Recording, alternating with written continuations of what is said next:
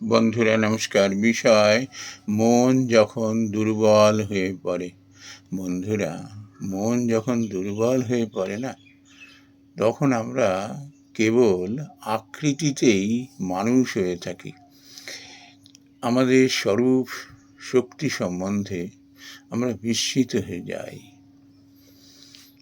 বন্ধুরা, মন যখন দুর্বল হয়ে পড়ে না, সব থেকে সমস্যাটা কোথায়?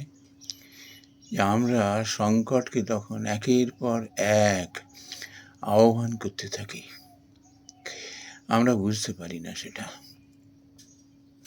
আমাদের নিজস্বতা হারিয়ে যায়। কি বললে পরে, কি করলে পরে যারা শক্তিমান তারা খুশি হবে, যেখানে আমার কাজ হাসিল হবে তাদের মন জুগিয়ে চলা, অথচ যেটা করছি, যেটা বলছি, আমার বিবেক যখন সজাগ হয় না, সে তখন ধরিয়ে দেয়, তুমি বড় কপট, তুমি বড় মিথ্যাচারী, তুমি নিজের স্বার্থ চরিতার্থ করবার জন্য, অন্যকে খুশি করবার জন্য, অন্যে যাতে তোমার উপরে চটে না যায়, তোমার উপর আক্রমণ না করে, তুমি সেই জন্য সদা সচেষ্ট হয়ে রয়েছ। তোমার নিজস্ব মতামত বলে আর কিচ্ছু নেই। তুমি জড়ো ওই কিছু না।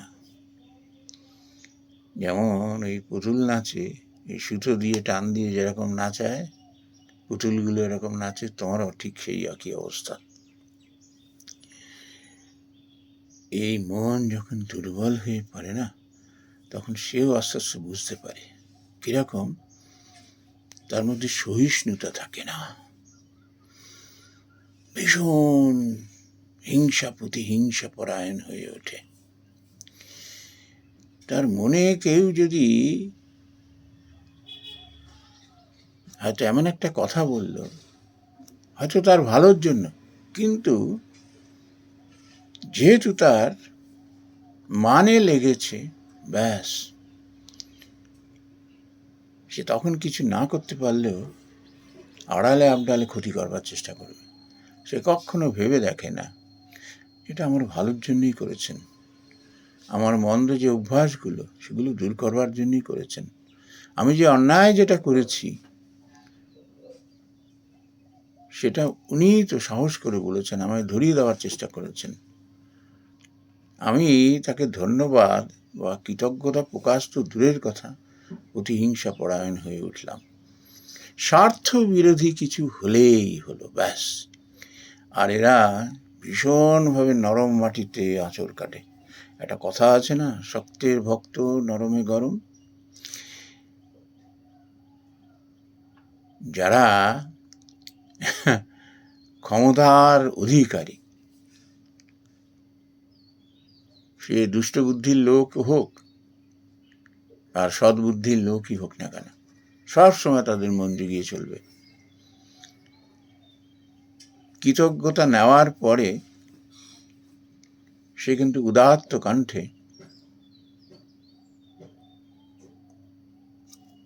একদম মন থেকে অকপটভাবে তার কৃতজ্ঞতা স্বীকার করে না।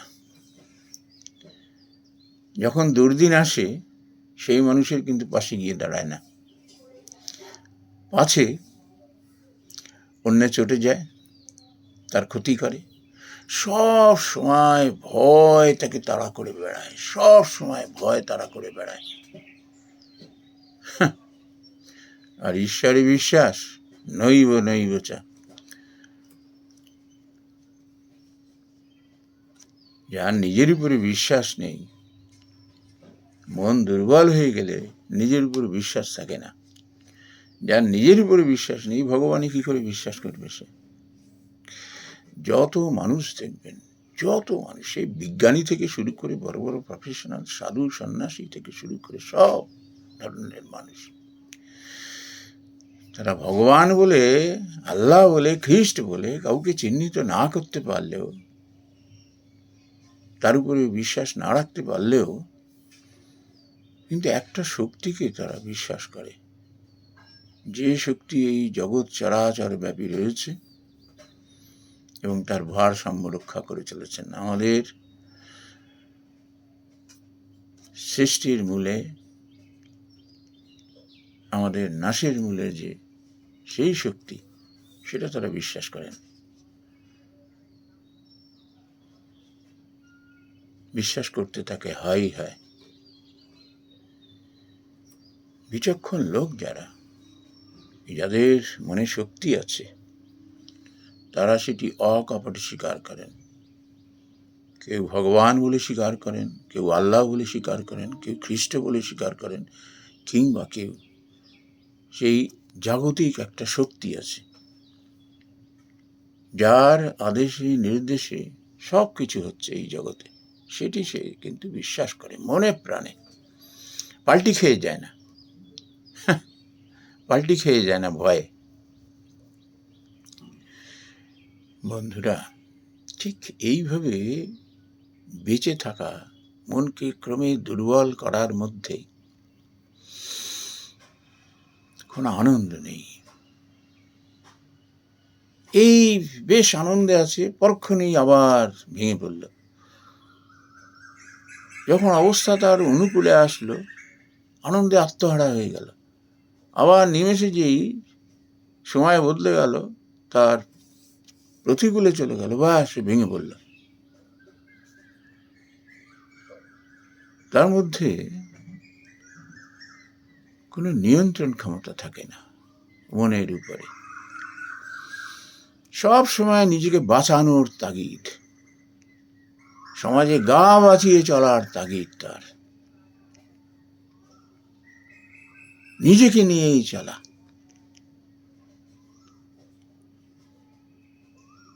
অন্যের স্বার্থ, অন্যের মান মর্যাদা, এসব তাকে ভাবায় না।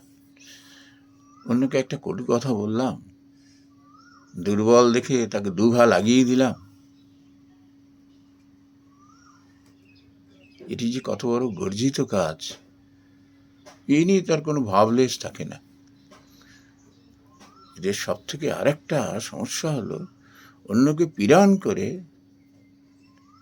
দুর্বল মানুষকে এরা ভীষণ মনে মনে সুখ পায়, তৃপ্তি পায়। তারপর যখন এটি তার জীবনে ঘুরে আসে না, তখনও তার বোধোদয় হয় না। কিছুক্ষণ দমে থাকে, তারপর যেই আবার সময় ঘুরে যায়, অমনি লাফাতে থাকে আবার। মানে দুঃসময় থেকে এরা শিক্ষা নেয় না, শিক্ষা নিয়ে নিজেকে শোধরায় না এরা। তাহলে পরে উপায় কি? এইভাবে কে বাঁচতে চাই? আমরা বাঁচতে চাই যার মনের উপরে কোনো নিয়ন্ত্রণ নেই, কবি খুশি কবি গম, স্বাধীনভাবে নিজের মতামত ব্যক্ত করতে পারছি না, ভয় কুকড়ে রয়েছি, অন্যায়কে অন্যায় বলতে পারছি না, ভালোকে ভালো বলতে পারছি না, সাদাকে সাদা বলতে পারছি না, কালোকে কালো বলতে পারছি না। সব সময় তটস্থ হয়ে রয়েছি। আর শক্তিমান যারা, তারা কিসে খুশি হবে? তাদের তোয়াজ করে চলা, তার ভয়ে ভীত হয়ে থাকা। এ বাঁচার মধ্যে কোনো আনন্দ আছে? এ তো মরে বেঁচে থাকা। তাহলে কি করে মনকে ক্রমে শক্তিশালী করে তোলা যায়? শক্তিশালী মন সত্যনিষ্ঠ হয়।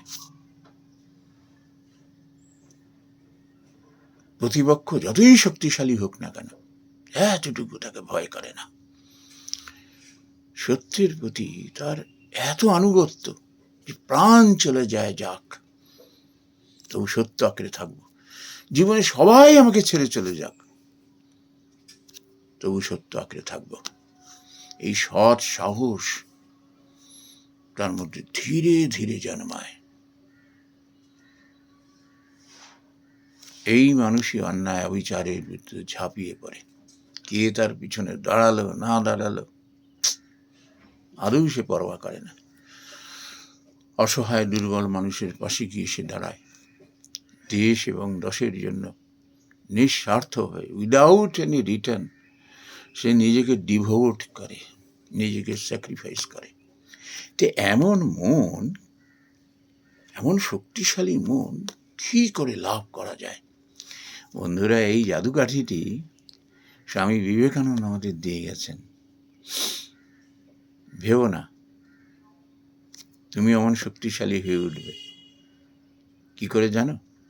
তিনি বলেছেন, truth, purity, unselfishness, wherever these are present, there is no power below or above the sun to crush the possessor thereof.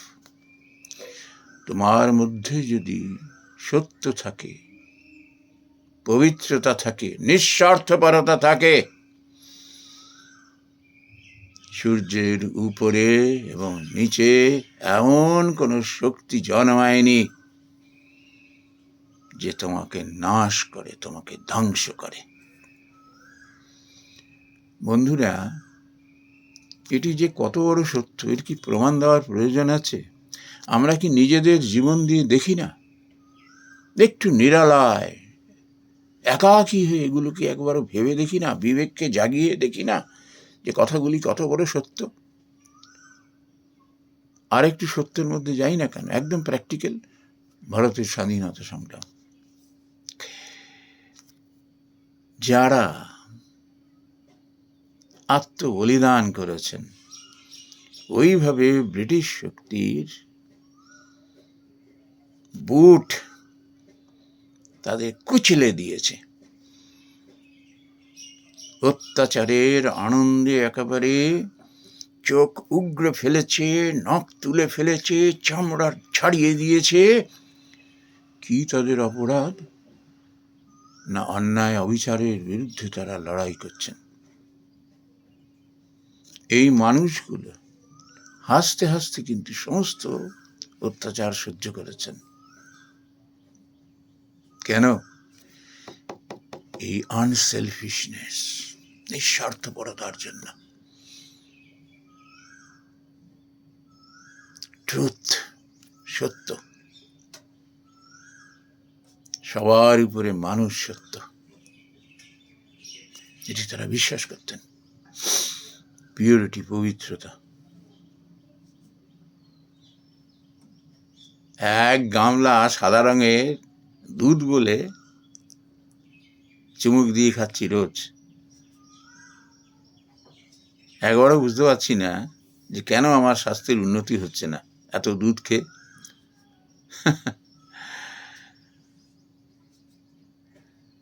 ওই দুধে জল মেশানো হচ্ছে না, জলে দুধ মেশানো হচ্ছে। যতক্ষণ পর্যন্ত একটু সাদা রং হচ্ছে, ব্যাস ইমপিউরিটি। কি করে স্বাস্থ্য হবে? মন যদি অপবিত্র হয়ে ওঠে, সে মন দুর্বল হতে থাকে। এই বিপ্লবীরা যারা দেশ এবং দশকে ভালোবেসে এত অত্যাচার সহ্য করতে পেরেছেন, হাসি মুখে ফাঁসির দড়ি গলায় পরে নিয়েছেন। মনের শক্তি, তাদের মনের শক্তি ছিল অটুট, তাই তারা এই কাজটি করতে পেরেছেন। দেশকে ভালোবেসে, দশকে ভালোবেসে অন্যায় অবিচারের বিরুদ্ধে তারা হাসতে হাসতে অত্যাচার সহ্য করেছেন, প্রাণ বলিদান করেছেন। Because of this purity, truth and unselfishness, কোনো ভয় এদের দাবিয়ে রাখতে পারেনি। মাস্টারদা সূর্য সেনকে ওই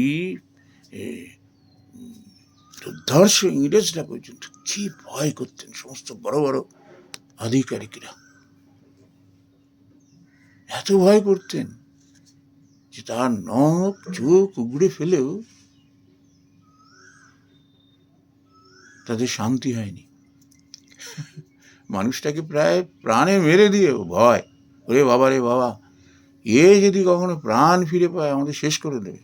ওরা বুঝতে পারতো নিজেরাই যে এরকম বিপ্লবী একটা আর আমরা হাজার, ইকুয়াল।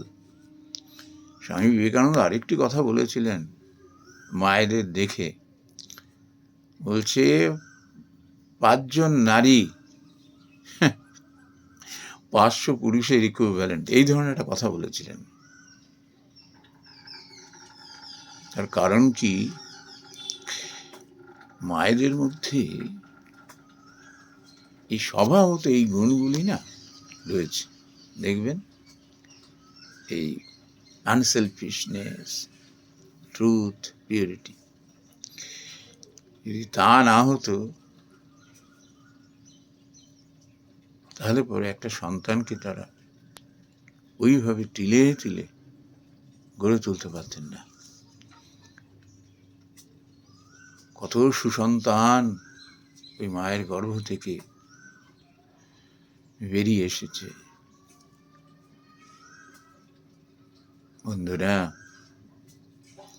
আমরা অনর্থক এদিক ওদিক দৌড়াদৌড়ি করছি, জ্যোতিষের কাছে দৌড়ে যাচ্ছি, মন্দিরে মন্দিরে দৌড়ে যাচ্ছি, তীর্থে যাচ্ছি। এগুলো মানুষ কেন যায়? এখানে মন্দিরে দৌড়ে যায় কেন? সাধু সঙ্গে যায় কেন? পার্থিব সম্পদ কামনা করতে? যারা প্রকৃত চায় যে আমার মনে শক্তি আসুক, তারা যায় কেন? ভগবানের কাছে ওই প্রার্থনাটি জানাতে যে আমি জানি কেবল হাতে পাই, মানুষ হই না যেন, আমি গুণের দিক থেকেও যেন প্রকৃত মানুষ হয়ে গড়ে উঠতে পারি। আমার মধ্যে যেন ট্রুথ থাকে, পিউরিটি থাকে, আনসেলফিশনেস থাকে। এই জন্য যারা এটি না করে, ওই পার্থিব সম্পদ আহরণের জন্য এই দৌড়াদৌড়ি করে, তাদের কিচ্ছু হয় না, কিচ্ছু হয় না।